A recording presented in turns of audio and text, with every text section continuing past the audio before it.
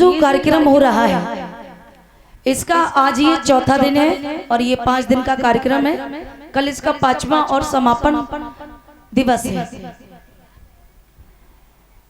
कल मैंने आपको बताया, कल मैंने आपको सुनाया, समझाया कि किस प्रकार से 14 अप्रैल सन 1891 इंदौर की महू छावनी में माता भीमा बाई ने सुंदर से बच्चे को जन्म दिया, सुंदर से लाडले को जन्म दिया। जिस बच्चे का जब नाम रखा गया, बेटे का जब नाम रखा गया, बच्चे का नाम रखा गया, तो उस बच्चे का कोई और नाम नहीं बल्कि माता भीमा बाई से भीम, पिता रामजी राव से राव और वो गांव अंबा वाडेकर से अंबेडकर। बच्चे का नाम क्या रखा? भीमराव अंबेडकर नाम रख दिया। ये कल मैंने आपको बताया था और सुनाया था। उससे आगे की जो गाथा है, आगे की जो कहानी है, वो मैं आज आपको सुनाने वाली थी, लेकिन अब नहीं सुना, ठीक है ना। अब मैं आपको कोई दूसरी कहानी सुनाने वाली हूँ। अब वो पता क्यों? आपको पता है जान तो जान होती है, चाहे तो किसी चींटी की जान हो और चाहे तो फिर वैसा हाथी की जान हो। ये है कि ज्यादा बड़ा हष्ट पुष्ट मरा दिखाई देता तो दर्द होता है, और छोटी से कोई चीज खत्म होती तो दर्द नहीं होता। अभी हमारी कुछ माताएं बहनें कह रही थी, अरे तो क्या है, बूढ़े हते मर गए तो मर गए। ऐसा नहीं होता है, ऐसा नहीं होता है। दर्द दर्द होता है। भोले लोगों, कल मैंने तमाम चीजें आपको बताई थी कि आप बौद्धिस्ट बनिएगा, आप अंबेडकरवादी बनिएगा, और जो बुद्धिजीवी अंबेडकरवादी होता है वो कभी फिजूल का खर्चा नहीं करता है, बिना मतलब का खर्चा नहीं करता। अब बिना मतलब का खर्चा किस किस में होता है? कल मैंने खर्चा वाले त्योहार बताए थे। कल मैंने आपको क्या बताया? कल मैंने तमाम चीजें आपको बताई थी, जैसे कि ये अगर जैसे त्योहार आ गया होली वाला, तो ये समाज के लोगों के पास अगर रुपया नहीं है कोई बात नहीं, अगर घर पे एक बकरिया है तो चाहे बेशक वो 2000 की बकरिया जाए, लेकिन बकरिया बेच के होली का त्योहार मनाते हैं। अगर बकरी नहीं है बेचने के लिए तो ये दूसरे पे कर्जा लेने जाते और कर्जा लेके होली का त्योहार मनाते, है ना। अगर बच्चे की फीस जमा करनी है तो ना तो ये बकरिया बेचते और ना जे दूसरे पे कभी कोई कर्जा लेके फीस भरते हैं। ऐसा ही तो होता। मेरा कहने का मतलब ये है कि जब कभी किसी से पूछो आप क्या करते हैं, पढ़ाई करते या नहीं करते, तो कुछ लोगों का जवाब होता है पढ़ाई करते तो थे लेकिन अब नहीं करते हैं। ऐसा क्यों? तो लोग बता देते कुछ नहीं, हमारे पापा खत्म हो गए थे, कहीं हमारी मम्मी खत्म हो गई थी, इसलिए हमने पढ़ाई बंद कर दी, क्योंकि खर्चा बहुत होता, फीस समय पे दे नहीं पाते थे। बाप के मरने पर आपने दारू नहीं छोड़ी, दारू पीना सीख गए, बीड़ी पीना सीख गई, गांजा पीना सीख गई, घिटनिया खानी सीख गई, पुड़िया खानी सीख गई। ये चीजें नहीं छोड़ी, बाप मर गए और पिताजी मर गए तो जो छोड़ना नहीं था वो छोड़ दिया, और जो छोड़ना था वो पकड़ लिया। क्या छोड़ना था, क्या पकड़ना था? आपको शिक्षा पकड़नी थी, पढ़ाई पकड़नी थी, और ये जितने भी ये दुनिया की चीजें हैं, दारू, बीड़ी, सिगरेट, तंबाकू, इन चीजों को इनको छोड़ना था। लेकिन हमारे समाज के लोग उल्टा करते हैं। कल मैंने होली के बारे में बताया, दीपावली के बारे में बताया, उसके बाद में 13वीं के बारे में भी बताया था। अब हमें ये नहीं पता था कि तुरंत हम कल बताएंगे और आज ऐसी घटना घट जाएगी, ठीक है ना। कल हमने 13वीं के बारे में भी बताया था। किसी का कोई जन्मदिन हो तब आप खाना खाने जाओ, दावत करो और दूसरे के यहाँ खाने जाओ, लेकिन कभी कोई मर जाए तो उसके मरने का खाना उससे कह दो, जिसके घर का कोई सदस्य खत्म हुआ उससे कह दो कि तुम्हें कोई 13वीं 12वीं नहीं करनी है। ये चीजें मैंने बताई थी। उसके बाद में पति की उम्र बढ़ाती हमारी माताएं, गड़बड़ा चौथ, उसके बारे में भी बताया था, करवा चौथ।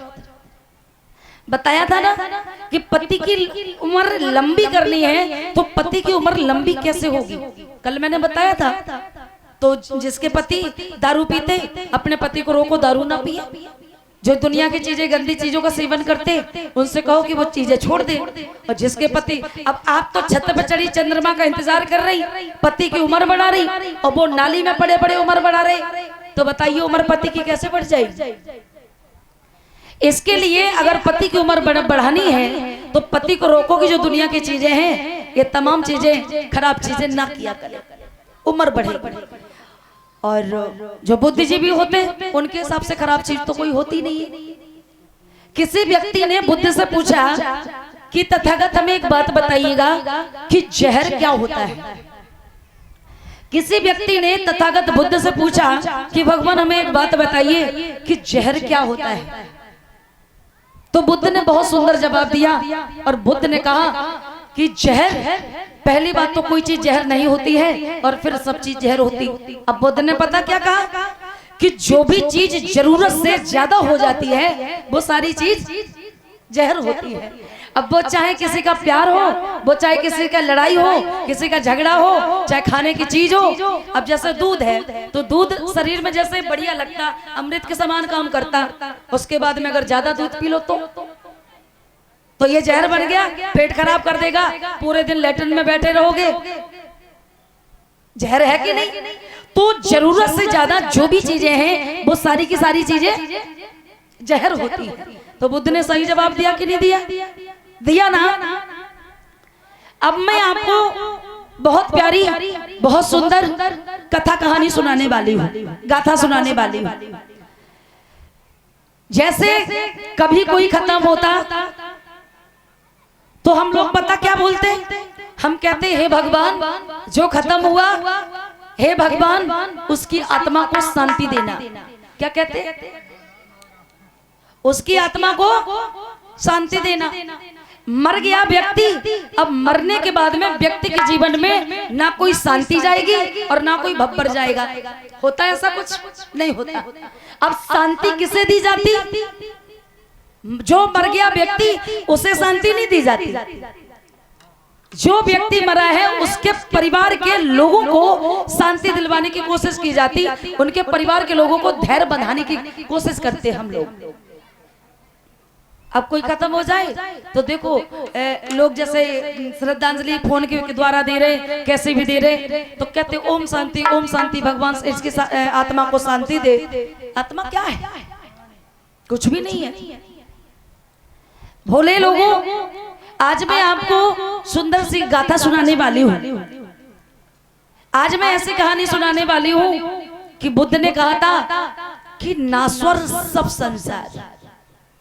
आज अम्मा वाली कहानी सुनाने वाले अम्मा कह रही थी वो कीड़ा काट लेता है, वही कहानी आज आ गई सामने। हाँ, देखिए कि एक स्त्री होती है, उसका इकलौता बेटा होता है और वो बेटा खत्म हो जाता। और बेटा कैसे खत्म होता?